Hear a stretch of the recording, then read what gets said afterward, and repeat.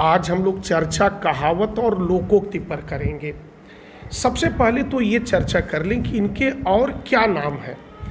अगर मैं कहावत की बात करूं तो इसे संस्कृत में सूक्ति या सुभाषित कहते हैं, वहीं पर हिंदी में इसे प्रवाद वाक्य कहते हैं और वहीं पर अंग्रेजी पे इसे प्रोवर्ब कहते हैं और उर्दू में इसे मसवल कहते हैं।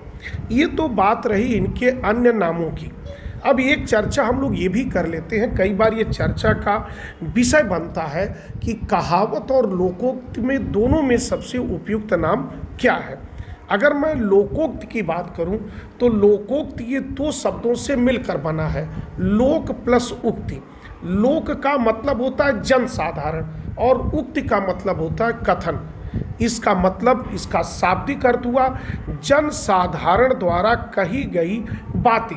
लेकिन ये बात उतनी अच्छी नहीं लगती है, क्योंकि बहुत सी ऐसी बातें कही गई हैं जो जनसाधारण द्वारा न कह के किसी बड़े लोगों के द्वारा कही गई है।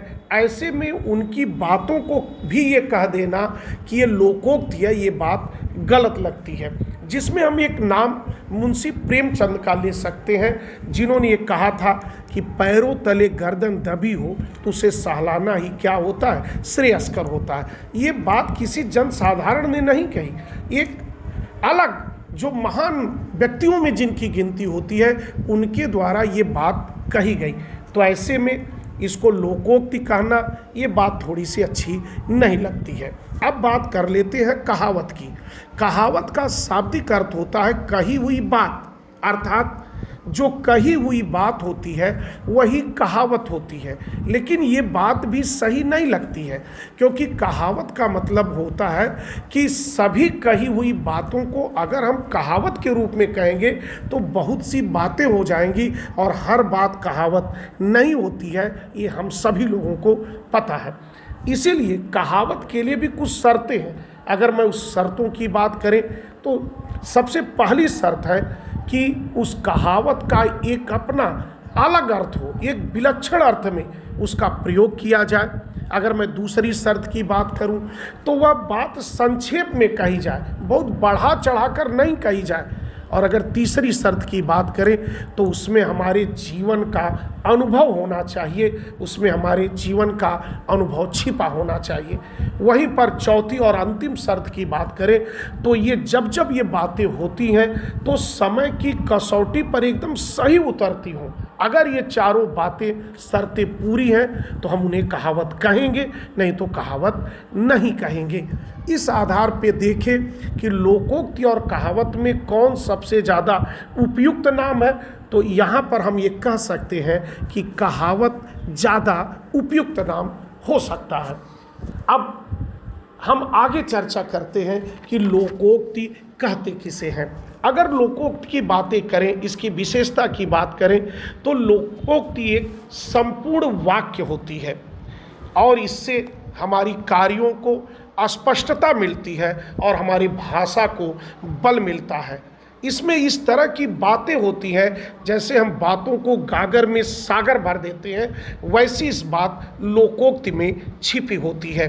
और जब हम इसका प्रयोग करते हैं इससे हमारी इसकी अभिव्यक्ति क्षमता बहुत ही प्रभावपूर्ण और रोचक हो जाती है।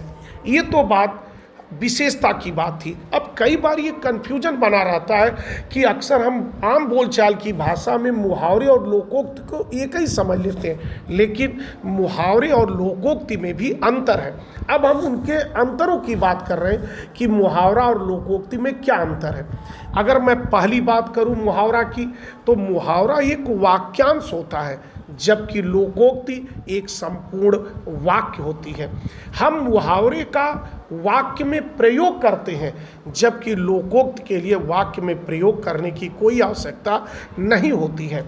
अगर हम मुहावरे की बात करें तो मुहावरे के अंत में सामान्यतः ना आता है, जबकि लोकोक्ति में ये आना आवश्यक नहीं है।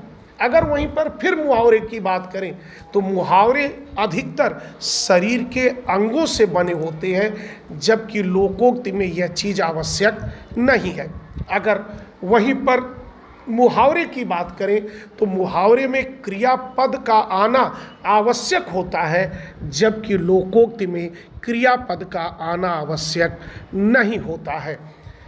अगर हम वहीं पर बात करें कि इसका अंग्रेजी में नाम मुहावरे का इडियम होता है, वहीं पर अंग्रेजी में लोकोक्ति को प्रोवर्ब कहते हैं। तो आज हमारी चर्चा इसी कहावत पर थी, और कहावत और मुहावरे में क्या अंतर है हम इनकी आज बातें किया। तो धन्यवाद।